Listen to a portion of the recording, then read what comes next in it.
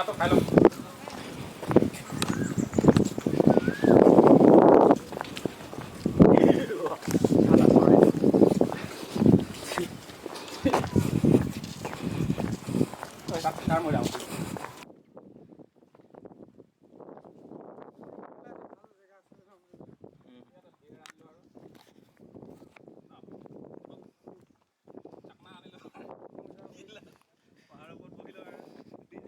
বাবু কেনেকুৱা লাগিছে?